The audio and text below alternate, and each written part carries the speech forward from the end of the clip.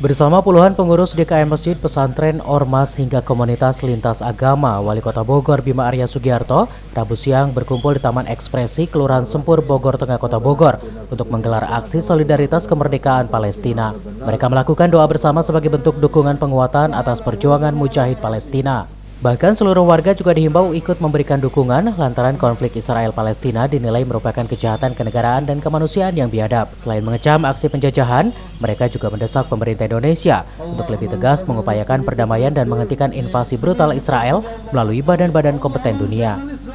Kita memberikan dukungan dan penguatan kepada seluruh perjuangan Palestina, ya, agar pemerintah Indonesia lebih tegas, lebih menggalang semua yang dimiliki demi terciptanya perdamaian dan kemerdekaan di Palestina. Itu saja.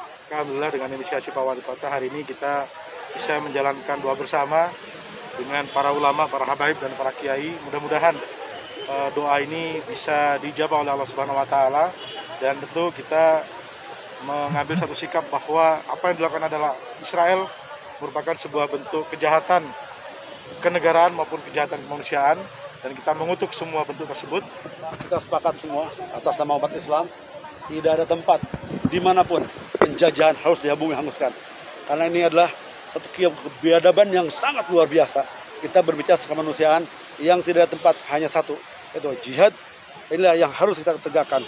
Dan kita mohon pada Allah Ta'ala dengan adanya apresiasi buat Pak Wali Kota dan dengan Pemda dan para muslimin yang ada di Bogor adalah menyatakan sikap satu, harus kita memberikan apresiasi buat pemerintah pusat maupun negara-negara yang telah memberikan dorongannya untuk Palestina.